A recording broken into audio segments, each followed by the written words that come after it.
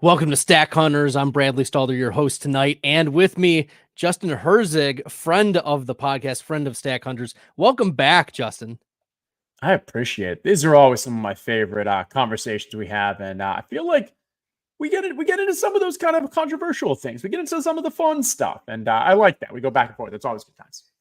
This is where we're getting closer to what we've all been waiting for. We spend like 7 months bantering back and forth about rankings and everything. And just in a few short weeks, it comes to fruition. We find out whether our takes are right or wrong or how tilted we need to be. And day by day, we're getting more news. And Justin and I are going to dive into some of the preseason storylines, some of the injuries that have cropped up. We're recording this on Tuesday night at about 8:30 p.m. Eastern. So if we're missing a couple things, that's just the reality of the recording. So we appreciate y'all hanging with us, and we'll be right back after this.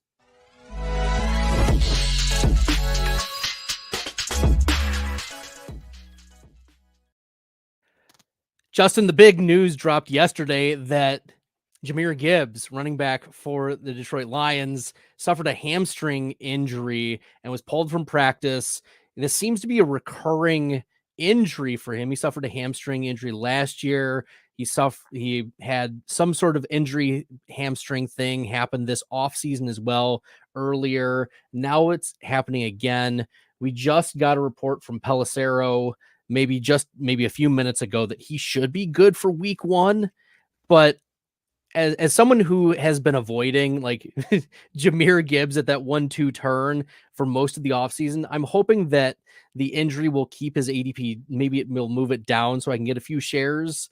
But if he's good for week 1, I don't think that's going to really move him too much. How are you approaching the Jahmyr Gibbs injury?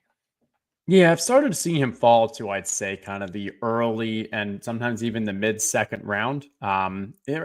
It's really just such a flat wide receiver area that, like, I think it makes sense that, hey, let me not take him at the 11, 12, 13, 14 spots anymore. Maybe there's a little risk of re-injury. I agree. If we look at the data on these hamstrings, it's like, what, 40% didn't miss any games, 40% missed a game, then one missed 2 games, one missed 6. Like, for the most part, this is like a 0-1 kind of weak injury. It's not great. This is his second one of the preseason, and it is soft tissue. Usually soft tissues have a greater chance of kind of re-injury or lingering. So I don't love it. Not a player that I was high on to begin with. And there's also even just the mental aspect of, as a coach, when you see your players already having kind of struggling with health, and you've got a great, number 2 running back in David Montgomery. Do they just lighten his load a little? Like, do hey, Detroit, this is a playoff team. This is a contender. As the season goes on, if this happens again, do they maybe just play it a little safer and decrease that workload, have him sit a game? I don't love it, but I would say, like, for me, anytime he's going to fall to a unique combo, if we're talking specifically best ball, I'm willing to take it now. Earlier, I'd got Jamar Chase and Gibbs. That's just a combo that no one was getting for the tournament so far. So just from that uniqueness angle, I think it's worth it. But if I have a chance to grab him as like something that doesn't seem unique and pick 13, 14, 15, for the most part, I'll probably just continue to pass and go wide receiver. Yeah, and maybe this also allows us, you mentioned David Montgomery, us to be a little more, willing to take him. But we may see his ADP continue to rise if there's, that give and take in terms of, ADP, ADP value. We'll see if that becomes more of a thing. But David Montgomery was still, I think, a good value based on maybe the structures that you're attacking. He's a good 0 RB candidate. We know what his floor and kind of what his ceiling is as well. The contingency value is there. So, I agree with you. Jahmyr Gibbs gives you some uniqueness as well when we're seeing him fall like this, even just a little bit. We'll move on to Hollywood Brown, who just today we got the report that it's now 4 to 6 weeks. He may be looking at missing a couple games to start the season. I think this wheels up for Rashee Rice. We'll see if Xavier Worthy is going to get acclimated quickly enough. We've seen the early pedigree, early draft capital, first and second round wide receivers for the Chiefs maybe take a little bit of time to get used to it. how aggressive are you being in attacking Xavier Worthy at his ADP? He's going in what, the late 60s, early 70s right now? Yeah, before this news, his ADP was a little higher than what I liked. There were just other wide receivers going around him that I liked a decent amount more. And so I don't actually have that much of him. If you're taking Patrick Mahomes, I think like then it becomes a bit more priority, but it's also challenging because the way that the drafts fell out is Xavier Worthy was usually going like in the back half of that, maybe I think it's the 6th round or the beginning of 6th round, but the back half of the draft. Well, Patrick Mahomes early went like to one of the early slots. And so you kind of either have to get a lot of value with one or reach on one of the others. So it's a little challenging. Now with this news, a little more leaning in to that he's going to be forced in just to get a little more playing time with this Marquise Brown. There's also this lingering re-injuring issue of the shoulder for Marquise Brown that I'm now willing to take him at about that ADP. If he continues to rise, I'm probably going to miss out again. But I have gotten a few shares over the past 2 or 3 days since that news came out, thinking like, hey, even though I still like a lot of the wide receivers around him, I'm expecting Xavier Worthy's ADP is going to continue to rise. He's going to move into that early mid 5th round. And at that point, I don't want to pay that price. So let me at least pack my bags a little right now, and I can still get him in that early 6th. Yeah, and with Hollywood Brown, we've seen him plummet pretty far in terms of ADP. Some places he's dropped even 2 rounds since the injury, even over the weekend. So, there were some aggressive drafters in terms of Hollywood. We like his speed. A lot of these wide receivers have great speed on the Kansas City Chiefs, but we also saw Hollywood struggle, and frankly, just be a worse player over the last couple of years. And so you have to wonder if this was, kind of a trap play. And if, the even when he gets back, by that time, maybe Xavier Worthy is already acclimated. Rashee Rice is there too. Like, it's very realistic that Hollywood may be the 4th wide receiver in the pecking or 4th receiving option behind Kelsey as well. In terms of the pecking order, like that's the scary floor of, I think, Hollywood Brown at this point, given the news that we have. Yeah, I think the challenge with Hollywood Brown as well is you could tell yourself a story, a few weeks ago that, hey, Hollywood Brown is coming in. He's going to be the number 1 wide receiver to start the year because Rashee Rice might also be suspended to start the year. But as we get a little more confidence that the Rashee Rice suspension is not happening, or at least there's not immediate line of sight to it, I don't think there was enough of a correction on the Marquise Brown to adapt for that. But now with this injury, it kind of, oh, well, now it's not just the injury you also have. So it kind of like is hey, you hit by the bus and now you kind of take a second to reassess and we bring it all together. And so I think it's kind of that combinatorial that's now dropping Marquise Brown back to where maybe he starts becoming a value if you can get him like in the 80s. I've normally been seeing him go like in the kind of mid-high 70s, but it's kind of a game of chicken right now.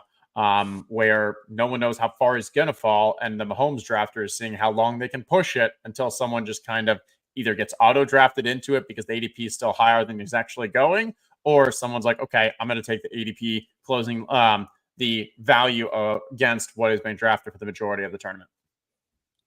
We'll keep going with news that came out today that JJ McCarthy's knee soreness was not just a sore knee, but that there's a torn meniscus. He's going in for surgery. And at this point, we don't know whether it's going to be long-term or short-term that he's going to be out, but this almost but guarantees he's not going to be available for week 1. And then the timeline, at least in my head and how I was approaching it, was probably best case scenario, JJ McCarthy starts after the bye week. He starts after the bye week, week 6. Hockenson probably back around that time. It kind of makes sense for all of that change to happen simultaneously. Now the season is kind of in doubt a little bit. There's eyebrow raises. Certainly McCarthy was a very late round pick. There isn't, I don't think, strong actionable value in terms of McCarthy versus Darnold. Where the market's not very high on those. But how does this affect your perspective on Justin Jefferson instead? Because Jefferson was also a player that I wasn't taking a lot in the first round, but now that we were getting a little bit more confidence in what JJ McCarthy saw, like we like some of the things we saw in the preseason, but given the injury, things can be frightening. We've seen what Darnold has been for years and years. We know he's not great at football. So Yeah, it's tough. And so starting off with the JJ McCarthy aspect, I was a little more bearish than the market on this. I put a tweet out a couple weeks ago saying, like, I actually think JJ McCarthy, his first game was going to be week 13. If you look at the schedule, as you mentioned, he has week 6 with a bye week. Then he's got a pretty tough schedule. Detroit at the Rams, home Indy, which, yeah, it's possible you would put him in after the bye week. But the way that they've been talking about Sam Darnold, and I think they're still going to be in playoff contention, not, crazy after 5 weeks, but like I think they're not completely giving up on the season at that point.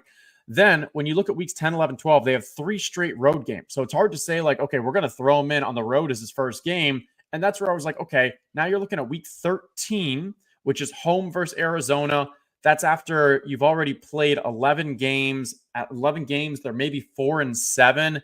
Now it's like, okay, let's start going for the JJ McCarthy. So I was already kind of planning on that. The way that I think this plays out for the JJ McCarthy is hopefully this is not going to be a full season injury. It sounds like it's either going to be about 6 weeks or it's going to be the season. If it's the season, it is what it is. If it's the 6 weeks, I don't think that actually changes when I initially thought we would see him. Like, I had 90% confidence that he was going to be playing in week 17, which is the fantasy playoffs. And I thought like, hey, he'd probably come in somewhere in that middle area. Now I'd say, assuming it's not the season ending injury, he's still probably now like 85% to play in that week 17. It's just a question of where he comes in. So hopefully it's only the 6 week. For the for the Jefferson side of things, I think there's a legitimate argument that this might actually be better for him. Now, from an overall ceiling aspect, we like JJ McCarthy, hey, higher draft pick. He can maybe turn this offense into something that's actually, hey, like an upper half, upper third offense, because we know how much from a fantasy goodness they're going to throw in all of that under KOC.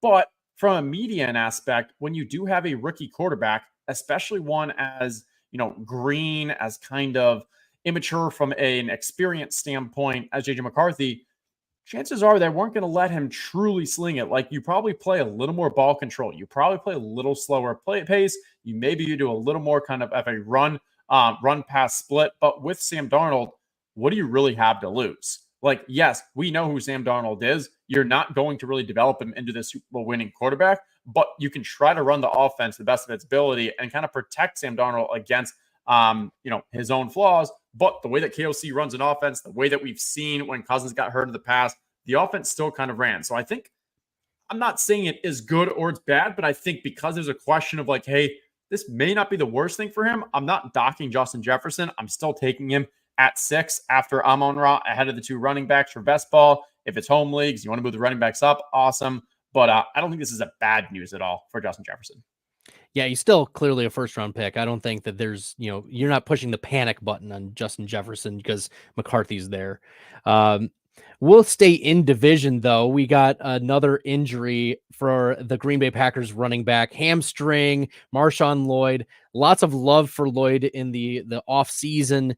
He was one of those like round 12-ish types of players that it felt very nice to click, especially given Josh Jacobs, what his questions about what his role is actually going to be. Is he going to get the workhorse role? Is he going to be splitting carries like how they split carries in previous times with Aaron Jones, AJ Dillon? There now has been some chatter that AJ Dillon is the RB2 because Lloyd's been behind because of these injuries and fumbling issues, things like that. I think this means that we're little more delayed on Marshawn Lloyd, even if he ends up splitting the carries like the Packers have done in the past. I'm really not moving off of his ADP, though, even with the injury. How are you approaching Lloyd? Yeah, I agree with you. I think there's a lot to like about the Lloyd situation, the way that Matt LaFleur doesn't want to use a workhorse running back. And when we look at the number 2, all you have to do is beat out AJ Dillon. Awesome. Easy. Okay. That was probably one of the least efficient, ugliest running backs we saw last year. Then this injury, again, similar to the Gibbs, like I'm not too concerned about a hamstring injury from a missing time aspect, but for a rookie that is trying to battle into the number 2 spot, that's really concerning because now you're not getting those looks. You're not getting the touches. You're not getting the opportunity to kind of shine. So I have lowered him a little. I mean, before I had like it was Ty Chandler, it was Marshawn Lloyd, it was then Tyler Algier, and then you got into a bunch of the Ray Davis, Bucky Irving, Gibson, all of those guys. Right. But I do think like he was a bit of tier above with the Algier, the Chandler, and Marshawn Lloyd. Now, I've moved Lloyd. I mean, I think I'd rather have Ray Davis. The way that he's looked in preseason, it looks like he's got the number 2, and he may actually be a better goal line back than James Cook. I think I'd rather have Bucky Irving. Bucky Irving was electric in college. He's a great pass catcher. We don't have, we know there's a lot of efficiency kind of negs on Rachaad White. So maybe Bucky Irving plays a bit of a role. They wanted a second running back to play a bit more complimentary role last year for Tampa, but they just didn't have anyone healthy or competent. So I think there's better things to like of some of those running backs that were behind him, that I'm not completely out on Marshawn, but he's definitely mixed in that tier now.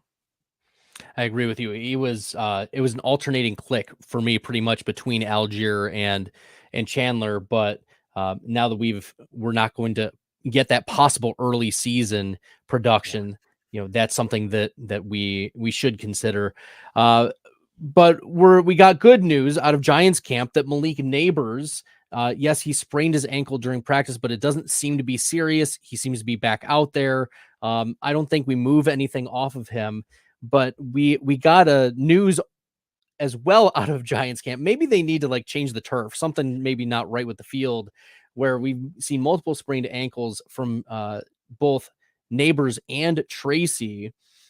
I wonder if Tracy, this injury might cost him the RB2 job, especially early in the year. We saw Eric Gray, look electric, sure, second team, whatever.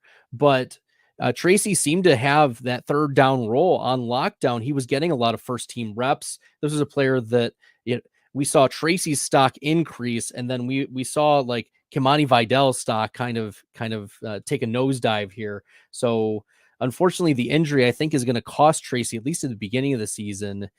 Maybe I'm moving off of him a little bit in these late rounds now because of the injury.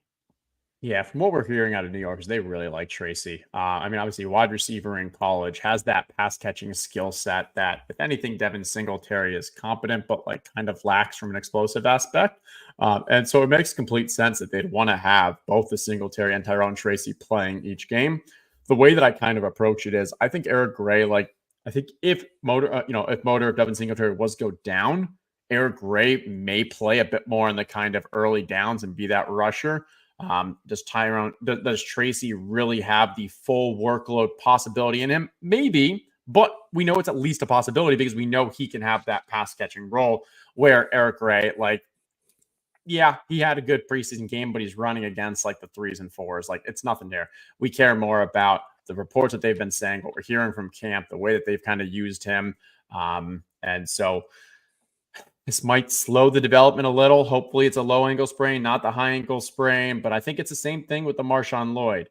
Rookies at this time of year, we need to be getting reps. And if you're not on the field, it's just going to make it that much difficult to be able to trust you in the game setting. So early on, if you're doing some of these contests that hey, the September weeks 1 to 4, I think Devin Singletary is now a fantastic pick if he wasn't already, because I think it's just going to take a bit more time for the Tracy to play that complementary role. Hopefully maybe his ADP drops a little on this news if people are just a little scared off, and maybe that's an opportunity to kind of buy the dip or pack your bags a little more because I still like him. But going to have to be a little more patient. Well, make sure you guys are checking out Justin at Justin Herzig on the X Machine, best ball guru at Establish the Run, co-founder of Own the Moment NFT. Justin, we're going to be talking a little bit more about some of the backfields, some of the offenses that we saw on highlight in earlier in the preseason. But before we do, a word about the Player Profiler Draft Kit. Hey, it's the Podfather. I have great news. The Draft Kit is live. It is world famous. Why? Because it is the best resource for winning fantasy football championships that exists. There are rankings and cheat sheets for every format you can imagine. We have projections both at the team level and the player level. And wherever you are, you can click on a player, open them up, and see in-depth written analysis about what to expect in fantasy football from that player this year. And then you can click on the team, and you can get even more in-depth analysis, all the drivers of fantasy production, both in a positive and negative direction for that team, including a signature trend. And the graphics are incredible. So these team insights, they give you the team-level projections, the vacated targets, the vacated ARs. And we added a bunch of features. Individual cheat sheets for Theo and Billy and Dario. So you could take your favorite analyst and download their personal draft cheat sheet. And then in the commissioners section, Memphis Young lays out everything you need to know to manage a league. The best minds in the industry contributing analysis. It's certainly not the most inexpensive draft kit on the market, but it is the best. Playerprofiler.com/draft kit. Playerprofiler.com/draft kit. Go get it. That's right. Go get the draft kit today on playerprofiler.com. Here with Justin Herzig, we're diving into some preseason news and determining whether things are smoke or fire, figuring it out, diving a little deeper. The Saints backfield has been a little muddy this offseason, Justin. Alvin Kamara sat out for a couple days due to contract issues. Kendre Miller seems to be just perpetually in the doghouse. We know what Jamal Williams is. There's talk of Jordan Mims getting some run. Looking good in the preseason. Taysom Hill getting snaps in the backfield. It feels like a complete mess. Kamara just earlier today sat out of practice with a stiff back. Maybe it's just being old or veteran rest or not wanting to do anything. But the reality is it's tough to navigate this backfield when we know that there's fantasy goodness to be had here with Taysom Hill. We know what his upside is. We know what Kamara did last year, even though he's had 4.0 yards per carry or fewer each of the last 3 seasons, right? Even with inefficient usage, there's still a lot of volume and a lot of upside here. So how are you approaching the New Orleans Saints backfield? Because it feels like something that maybe it's just easier to avoid. Yeah, I'd say it's really tough because early in the drafting period, I didn't really want any part of this. I think the Saints are going to be one of the worst offenses. Their offensive line is atrocious. You've got the Taysom Hill aspects. You really don't know what the role is. You've got 29-year-old Alvin Kamara, who came off his least efficient season last year.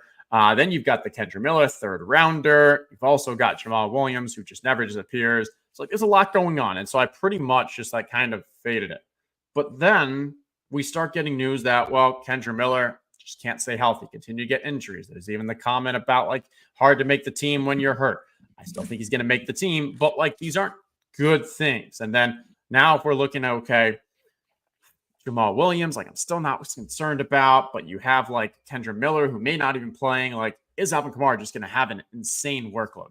And so I've kind of warmed up to on DraftKings, on PPR sites, where you're going to be able to just get, make a day out of it, out of those receptions. We saw even last year, he was just being peppered with all these checkdowns. May not be the worst pick. I still can't get myself to do much on underdog because I think the touchdown expectance, how bad the team is going to be, plus the Taysom Hill aspect, plus the the Jamal, maybe the Kendre aspect, it's just a little too difficult to convince yourself that that's worth it. It feels a little flimsy. The upside is limited, and 29-year-old running backs, even though the volume, it honestly, in past years, we would call this the prototypical dead zone running back, where aging running back, we're expecting to have a ton of volume, but bad offense, potentially, black swan, unforeseen competition. I don't love it. Yeah. And, we don't trust this organization. I don't think overall, the Saints get away with kicking the can down, years and years to prove that they're still they're a competitive team, but it's going to come back to bite them eventually at one point. And, is Dennis Allen currently the worst coach in the NFL or one of the worst? He might be. If you ask his players, they'd probably say so, which isn't a good thing. No. We'll move to the Texans because we got an interesting, breakdown in terms of what the Texans did with their first string usage, right? CJ Stroud played 6 snaps, dropped back 4 times. Nico Collins ran 4. Steph Diggs ran 4. Tank Dell ran 3. Noah Brown didn't play. And so this is the second game of the Houston Texans themselves, but first time we saw this new revamped offense with Tank Dell, with Diggs, with Collins, and all off season, these wide receivers have almost been not only their value, but also contingency value built into their ADPs, round 2 and 3 and 4. And I've been rotating through usually like one or two of them and just wanting exposure to it. But if Tank Dell is only on 2 wide receiver sets, that was kind of the bet of the market, that he would be the lowest of the 3. And yet we saw a big time touchdown. Those big plays do occur in CJ Stroud, and maybe he is just a kingmaker. So this might just be confirmation that this Houston Texans offense is going to be fantasy goodness, but maybe more unpredictable than we want. Yeah, and which is not a bad thing for best ball, especially with the contingency upside if one of the 3 wide receivers get hurt. I think all are fine picks. I think Stephon Diggs is probably the best value of them, followed by Nico.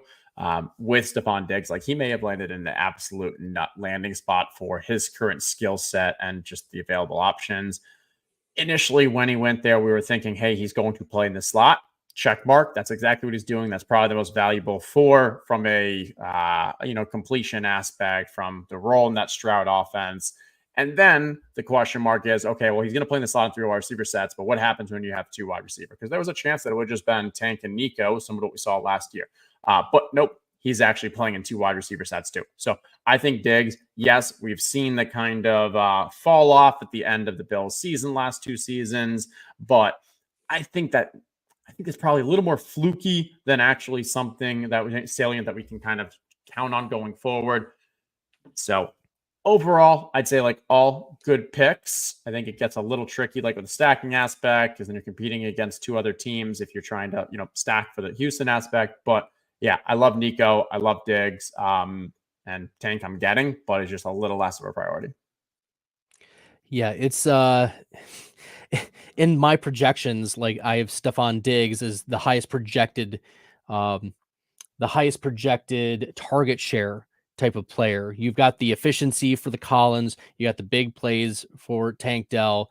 I pulled this up. I did a little bit of research on Stephon Diggs, and you're right, he's just streaky. Like, sometimes these flukes happen, but they've happened a lot in his career. He's had streaks of 8 games less than 100 receiving yards in 2021, 11 games in 2017, 10 games in 2015, and then 9 games in 2023. So, like, they're just hit or misses sometimes, and you wonder if maybe, this is just the pedigree, the type of player that he has been from Minnesota, Buffalo, and probably how he's going to be here in Houston. Yeah, that could be. But hey, when we, like, the thing about with Stroud and how much, like, there's still so much opportunity for this offense to grow. If you look at their run pass split last year, especially in the first half, it was very run heavy. It was very 2 wide receiver sets. It looks like this is an opportunity to kind of unlock that next level for CJ Stroud. And I mean, you look at what Noah Brown was able to do in his minimal usage. CJ Stroud is like a difference maker for his wide receivers, for fantasy, for real football. And so I think, like, this just could be a huge season for any of them. And again, I'll mention once more, and because I love this with regards to contingent value for my wide receivers, but if someone gets hurt out of those 3, the other 2, that increased target share combined with, that they already have that level of efficiency, could just be huge. Could just be huge there in Texas. Texas is a very large thing. So Pittsburgh Steelers will move to the other side of the country. It's been clear that the Steelers want to split carries, split touches with Jalen Warren, with Najee Harris. Warren and Harris are going about the same spot wherever you look in whatever platform you're drafting. They're getting drafted pretty close. I've seen mostly Najee ahead of Jalen Warren, but not by much, maybe a couple picks on most places. And snap counts, routes, opportunities, all have been pretty similar. Jalen Warren getting a little bit more in terms of like third down work, but the Arthur Smith, boogeyman in the background is kind of like lurking, because there's like a 1% of me that is like, he made Cordell Patterson a thing. He made Tyler Algier a thing. And while Cordell Patterson is technically on the Steelers, we can see Najee Harris or Jalen Warren just having good games, getting the touches that we want, the usage, the efficiency, but at the same time, we don't have a lot of confidence in receiving options outside of Freiermuth and Pickens. So it may be these guys who are just leaned on very heavily in the Arthur Smith offense. Yeah, and hey, by the time this is published, who knows? Maybe Brandon Ayuk's there and things completely change. But from a running wise, I think, Arthur Smith obviously gets a very bad rap from a fantasy aspect because of what he did to Kyle Pitts, to Drake London, and all that. Not to mention the quarterback situation was rough to begin with, but whatever. But one thing that you can kind of tip your hat to Arthur Smith is he has always had a very effective, a very efficient run game.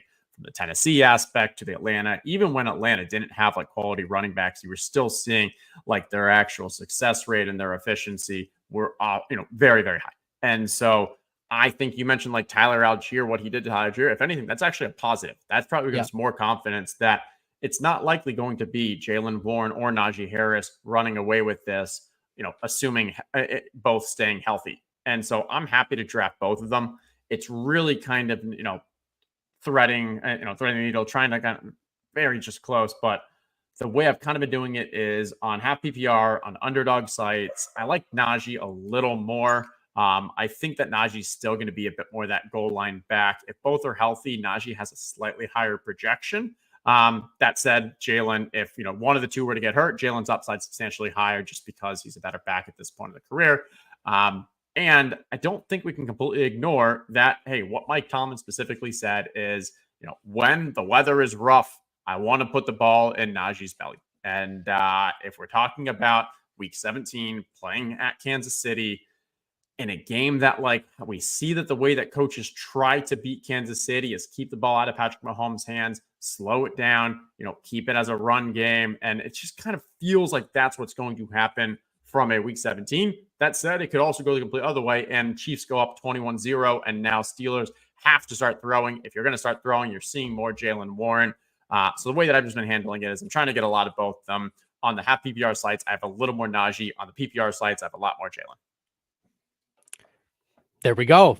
A little bit more of Jalen Warren on the PPR due to the third down work, the pass catching. That's all very important. I like the week 17 thoughts in terms of the different pathways that could occur against the Chiefs. I agree with you. There's going to be, the Chiefs are, based on all the reports in the preseason, they're trying to air the ball out a little bit more and test defenses, test secondaries. And they certainly have the speed with, we assume Hollywood will be fully healthy by then. Xavier Worthy, 99th percentile, speed, Rashee Rice, a yak guy. But, at the same time, how are the Steelers going to try to be competitive? And they're going to be in playoff contention. Like the Steelers are always, it seems like at that point in the season, they're never out of it. Mike Tomlin's never had a losing season. So they're going to be competitive with them. I like that call in terms of the differentiation between sites. Let's talk about Brian Thomas.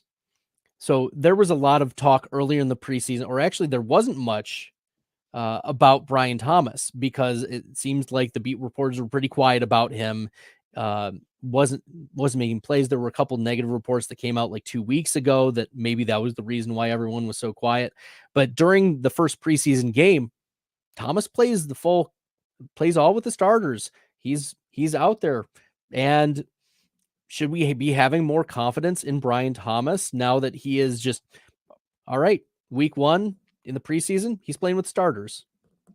Yeah, I've been heavy on Brian Thomas all offseason. I mean, before we even get to last week's game, he was from a prospect, from a scouting wise, is pretty clear that he was the 4th best wide receiver in the draft, in a pretty strong draft. And then you have the draft actually happens, and the draft capital aligns with that. He goes number 4. He also goes to a pretty strong system and spot in Jacksonville with Trevor Lawrence. We expect positive regression after last year. And then you look at, okay, who's going to be playing that offense? There was concern that you'd have Christian Kirk and Gabe Davis as the kind of top 2 wide receivers and playing in 2 wide receiver sets. Now they play a lot of 3 wide receiver sets, but when you had the injuries last year, Christian Kirk did play some of those 2 wide receiver. But the way that we actually saw what happened last week in the preseason game was Christian Kirk didn't play in the 2 wide receiver sets. It was Gabe Davis and it's Brian Thomas. And I think that's the way that they kind of want it to happen. Now, if you're a Christian Kirk owner, don't get concerned there. They still play a ton of 3 wide receiver sets, so Kirk is always out there. And most of his projections, at least here at ETR, we already baked that in. But I think this just gives further validation that, hey, Brian Thomas, they are planning for him to be a core part of their plans. He's going to be out there on majority if not all of Trevor Lawrence's dropbacks. And then you look at kind of the talent profile and the way that he wins. It's also fantastic for best ball. And this is a team that we're expecting to have some spike weeks. Great downfield. That's what we saw, his kind of bread and butter at LSU. So I like Brian Thomas. It's figuring it out. And also from a draft standpoint, he goes like the very end of where the wide receivers that kind of drop off.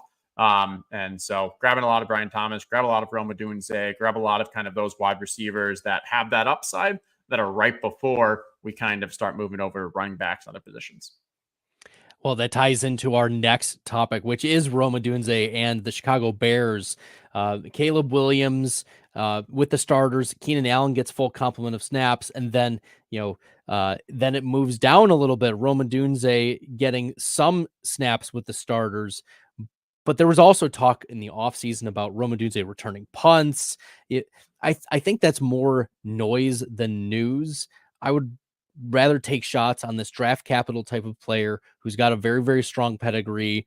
And we could be talking about Odunze being wide receiver 1 on the Bears halfway through the season, if not earlier, because of what he's commanding. And this might be the cheapest that we ever see Odunze in his NFL career. So, I'm not too worried about the snap shares initially. So, this is one of those like wait and see. Like we know what the data tells us in terms of progression of wide receivers over the course of the season. And he's definitely one that we want to be targeting given the price and given the possible upside, especially near the end of the season. Yeah, I think this one just comes down to a level of confidence that things are one way without kind of giving a level of grace that, hey, maybe we're a little wrong. And what I mean by that is he went 3rd wide receiver in the draft. We're not even sure if he is the true 3rd wide receiver. If you look at some of the reports, if you saw when Chicago drafted him, like they actually had him number 2 ahead of Malik Neighbors, behind Marvin Harrison. If you look at his talent, 9.92 RAS score, he put up 1,300 yards or such in college. Like this guy is very possible the number 1 wide receiver in this class. If not, that top 3 is very close. He is so much closer to being the number 1 wide receiver than he is the number 4. So we have the talent there. He then goes to Chicago, who gets the number 1 overall pick, generational prospect, probably the best QB prospect since Andrew Luck. And we've seen it in practice as well. Like things are shining there. And now joining a team that is going to play very pass heavy. They're going to kind of lean on this just downfield game. One of my favorite parts about Caleb Williams is his ability to extend plays. And, rather than take sacks, rather than scramble and then scramble for 10 yards, he scrambles outside and then creates long plays. And I think this is fantastic for all the wide receivers, but especially someone like Rome who plays downfield. So for me, I just think that there's and then, so that's like, is he the number 3 wide receiver in the draft? I don't know, but it's pretty similar. Is he going to play number 3 wide receiver in Chicago? That's the next one is, we saw what happened to JSN. Like, is Rome even going to be out there that much? Is he going to have the level of success? I think this is just night and day different in the Seattle situation. Seattle, you also had Geno had a year or two, I think 2+ years of playing with DK, playing with Tyler Lockett. You already had that chemistry here. It's Caleb Williams' first year. Who's is going to be his favorite target? We don't know. There's just a wide range of options, and where he's going in draft is just an absolute steal. And again, I talked about it earlier, but contingency value. If Keenan Allen, if DJ Moore, one of those 2 were to get injured, you get a tighter target concentration. I just think wheels up for Odunze this year. He is one of my highest drafted players. Yeah, the night and day situation with Seattle as well. Sometimes people have been like, oh, it's JSN 2.0. It's Shane Waldron offense, blah, blah, blah. And like, look, you can make that argument, but you also forget some of the context, like you mentioned about the chemistry that existed with Geno and DK and Tyler Lockett. But also JSN had a hand injury to start the season. Like it was bad. Now, wide receiver can't catch the ball, and that really derailed him to start the season. Then it hurts chemistry, it hurts practice reps. We talk about rookies missing those practice reps. Rome's been healthy, and he's been, he's been mossing players all off season. So this is a different situation, and I think it more so impacts your Cole Kmet. And you've been seeing Gerald Everett even being brought in as well to affect Cole Kmet. So. Look, I love Notre Dame players. Like my bias is there. That's very obvious. But I think that this is a Cole Kmet is going to be the one who's most affected by the loss of potential target share with target gobbler of Keenan Allen and DJ Moore. And then you add Rome Odunze to the mix. It's I think Cole Kmet who loses out. And that's what we saw in the preseason, Gerald Everett as well getting rotated in. So there you go. Well, Matt LaFleur had a quote, and I pulled it up on Instagram. He said, and I quote, when asked about who the wide receiver one is on Green Bay, he said, I want to vomit, which is phenomenal. He gets asked that question pretty much every presser. We saw Dontavion Wicks, have the big play, but that's, within the range of outcomes. We saw Wicks have strong efficiency metrics last year, but the Packers like Romeo Doubs and Christian Watson. Those two seem to be the starting two wide receivers. And the tight ends, the Packers told us at the end of the season, they want 2 tight end sets. So is Jayden Reed the odd man out, Justin? I mean, I think it's just going to be a rotation. And hey, props to the, journalists that are asking him who the number 1 wide receiver is going to be. But can you ask who the number 3 wide receiver is going to be? To be honest, that's what I care more about. Like, I need to know, how much is Dontavion Wicks not going to play? Is he going to? But truth of it is, I think, if you look at last year, when you saw Christian Watson was healthy and the offense ran through Christian Watson, the team was almost at its worst. Like, that is not the way that the offense can run. And so they want to have these, multiple weapons, 3 wide receiver sets, continue to rotate them through. And it's not like, oh, these players have designed skill sets. Like, if you look at the Rams and such, you have Puka and Cooper who kind of have similar, but then you have, out on the outside with Robinson, completely different skill set. And then Tutu as well. Here, I think with the Packers, it's far more. All of these can really rotate through similar skill sets. And I don't know, if you look at the data around with Christian Watson, the amount of red zone targets he had was insane, but can't stay healthy. Then the Jayden Reed, when he actually was out there, his efficiency numbers were fantastic, but it's unlikely he's going to start in 2 wide receiver sets. And then Romeo Doubs, you heard Jordan Love say, hey, if you could design the perfect play for anyone, he puts Romeo Doubs there in the flanker. There's just a lot of roles for all this. And then Dontavion Wicks does the most absolute Dontavion Wicks things possible. Doesn't start with the starters. I think he was out for maybe a couple snaps or something, and then comes right in, gets that 50, 60-yard touchdown, and it's just sure. Yep, this is exactly how the year is going to go. We're not going to be able to project the actual kind of snaps and such. It's going to be a rotation. But all of them, I think, can be profitable. And the best way is if we end up having an injury and then we have a little more confidence in them from a DFS angle. But I think they're all, I'd say they're all fine to draft. Jayden Reed's a bit expensive. Christian Watson, I think, is okay.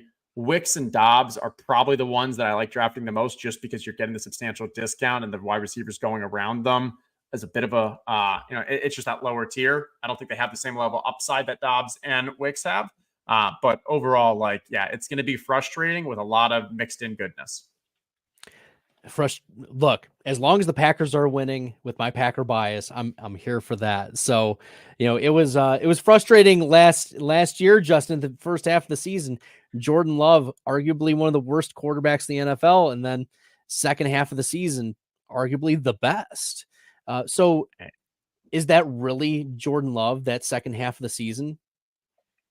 I think the Jordan Love we saw in the second half of the season is what we should expect more of going forward. Packers gave him the new contract. I think it was not just hey, this is a small sample size flukiness. I always think it was more no, we finally got that offense to work. And hey, when you talk about kind of bias, I feel my bias. I still had that Jayden Reed with the injury and the difference between, I think it was about $800,000 if he would have come back out and played another catch or two. But we're still going back to the well. We're still going back to the well with the Packers. We are still going back to the well with the Packers. We're going to keep it with the tight ends for a little bit, round it out there. Dalton Kincaid, we know what the splits were last year with Dawson Knox, but we expect an elevation in role this year.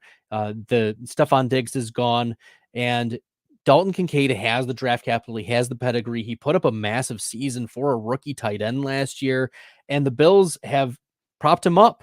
They've said he's the guy.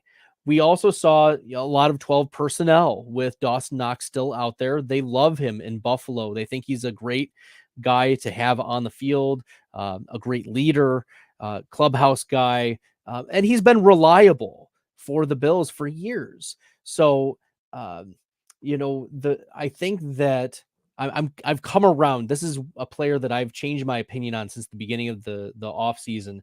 I've been more in on Kincaid and been drafting him a little bit more aggressively.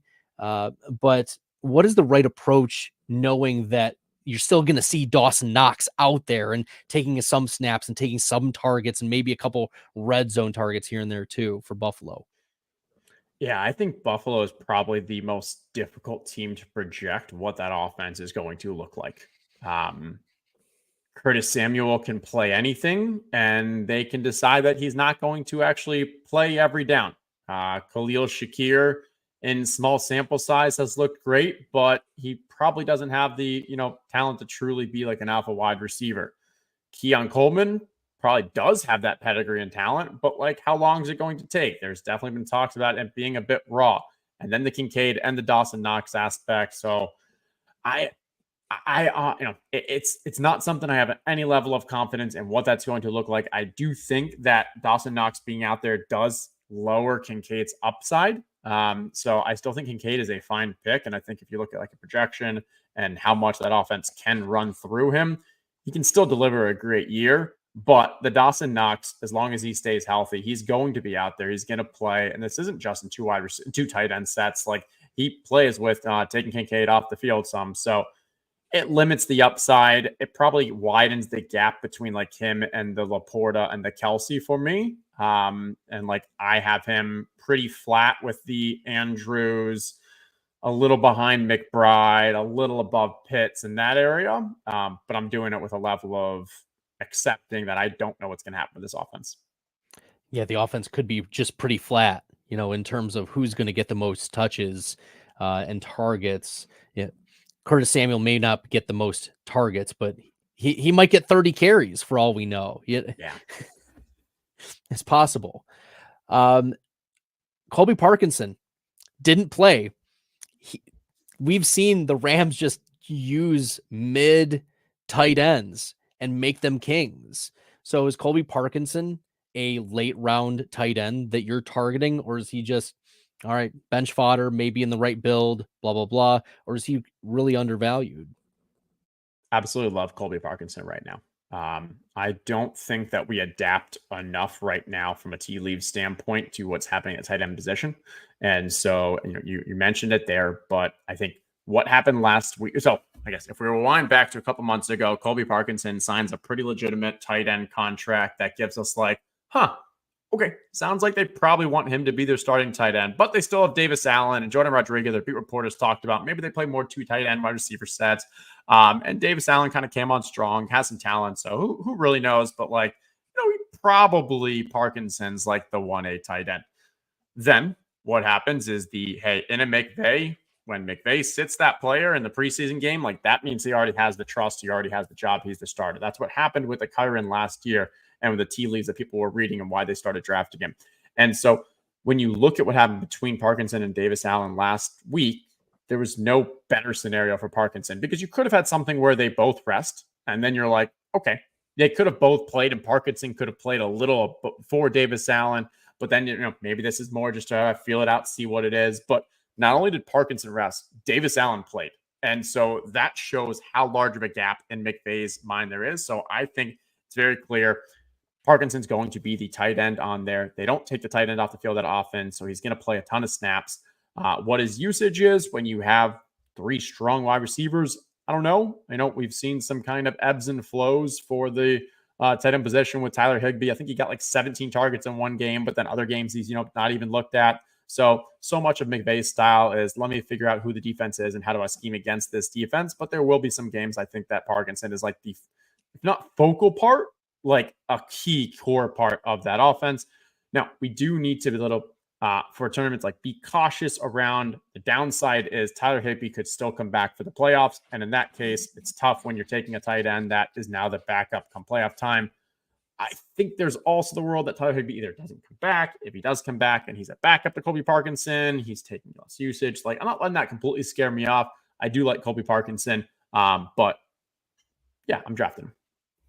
Yeah, I'm drafting him too. This we learn. This is the part of the offseason where when we get this new information, like we need to react. We need to make the move, and this is one of those indicators where for a long time in the offseason, like I was avoiding a lot of these late tight ends because they're uninformed at dart throws. We've got some more information that can change our minds. And so Colby Parkinson is one of those players that now we've got some information, we can make those shifts. I will add there too. Like, I think Colby Parkinson is a great one. I think there's a ton of final round tight ends right now that are strong plays. And I'll throw out others because Theo Johnson, absolute athlete, rookie, 4th rounder. We were initially kind of concerned because you had Darren Waller, you have Daniel Bellinger, Waller retires. He's playing ahead of Bellinger. Like, this looks like he's going to be the number 1 tight end, and he is an athlete, like athletic specimen. So that's upside there. I think you have Greg Dulcich looking healthy. They need a pass catching tight end in Denver. And if you look at the first game that happened, like that looked pretty strong. You've got Michael Mayer, who, if we see more Brock Bauer usage as a halfback, as in the backfield, in the inline, like that's all positives. And just anytime Michael Mayer is out there, we're seeing more 2 tight end sets. Like, that's going to be a strong value as well. Even Ben Sinnott starts to look like he's actually playing tight end, not this fullback banana stuff that we were kind of concerned about. There's a lot of good tight end picks. That doesn't mean I want to wait until the very end and grab 2 or 3 of them, but I do like grabbing at least one of those in most of my drafts right now. Yeah, all of those are great options, and we're a little more murky earlier in the offseason. Now that we've got more information, like Michael Mayer played alongside Brock Bowers, and Theo Johnson, as you said, was with the starters. It's clear that he's above Bellinger, and Bellinger was just a guy, nothing. And Dulcich, I agree with you. Lost year last year, forgotten due to the injury. Showed some real strong efficiency metrics in the first year, and may just be the best tight end. Adam Troutman, not so much. So Lucas Kroll, not so much. So I agree with you. Like those late round targets, those are also players that I'm taking in your last rounds, whether on DK or underdog. We've got 2 wide receivers, and then we'll call it a night real quick. Jackson Smith and Jigba. Is he doomed again to like a 70% roll? Like, geez, oh, Pete, Justin, this is frustrating because we were hoping that in year 2, like, okay, he can take the next step, but in preseason, he's still playing kind of behind Tyler Lockett and DK Metcalf. Is this still just yellow flag, or is this red flag for you?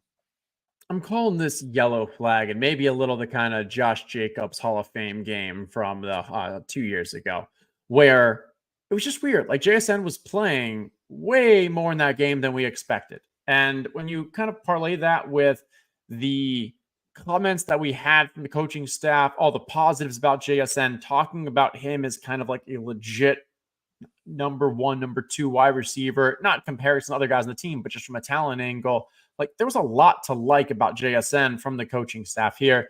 So I want to wait a little. I think maybe this was like, hey, still young guy. Let's give him some extra reps in the preseason. Maybe they want to work on things. Maybe it's a little see like where he fits into the offense. Yellow flag I'm going with right now. And then we'll finish with the Chargers. Quentin Johnston was the 5th or 6th wide receiver. He's doomed, right? We thought maybe a new regime possibly could revive the body catcher, that is Quentin Johnston. But it's bad when like Darius Davis is, playing ahead of you and you're the 1st round pick. So yikes. Yeah, what is dead may never die. Like, that's really Quentin Johnston. It's bad. Like, yeah, DJ Chark obviously didn't look good out there, but he still had 3 targets, and it's just pretty clear. I don't even know what Quentin Johnston can do to get into that starting lineup, because he's not going to get enough of the even usage in practice and, not game time to really show that he's matured or earned that additional role. you really are going to need some major injury issues. But yeah, I don't really have much of a do not draft list, because for me, usually it's like, well, at some point I'm willing to get just about everyone. But like, yeah, he's as close to a do not draft list as I have. Oof, yikes. And even with, the lad McConkey dealing with some injuries this offseason, still isn't benefiting the former first-round pick, Quentin Johnston. He's been a player profiler, flag plant of just how bad, we have to stay on brand, Justin, with regard to Quentin Johnston. So, yeah, yikes. Well, it's been great having you on, Justin. And make sure you're following Justin at Justin Herzig on the X Machine, best ball guru at ETR. Justin, give us the goods. What more can the people know about your work? Yeah, no, you covered it all. Appreciate you having me on. Always great chatting. And we covered a lot of topics, and it is busy season right now. So find me on the X or find me in best ball lobbies. I'll be on both. It might be by the time this drops, we might find out where Brandon Ayuk is landing. Maybe it's the Steelers. TBD. Okay, we'll Justin, see. before we leave, where do you want him to land? If you could pick an ideal landing spot. For my bags, Pittsburgh's actually not that bad because I have no George Pickens. But like for fantasy, okay, I kind of want this to happen. He goes to Pittsburgh. Devontae Adams goes to San Francisco. Because there's been talk that maybe if they do get rid of him, goes to Pittsburgh, and Pittsburgh doesn't have a good enough player, definitely not a wide receiver to send back because they're not sending Pickens back. San Francisco's in their kind of contention. This is really, hey, right before McCaffrey and Debo really get up in age. This is kind of the final shot. So maybe they could make something work where they then throw the picks they're getting from San Francisco to Vegas to bring in Devontae. God, I would love for Devontae at this point in his career to get a legitimate kind of cute quarterback and offense. So that's what I'd say would be the dream football scenario. You heard it here. Justin Herzig dreaming of Devontae Adams in San Francisco. All right, on behalf of Justin, I'm Bradley. Stack Hunters drops every Thursday at 8 p.m. Eastern on the Player Profiler channel. Till next time, good luck in the best ball streets, everybody. Hey, I want to thank you for being part of this broadcast. If you have any thoughts on it, leave a comment. If you enjoyed it, make sure you leave a like. And if you want to see more shows on the Player Profiler channel, subscribe to it. That's how we know you want more.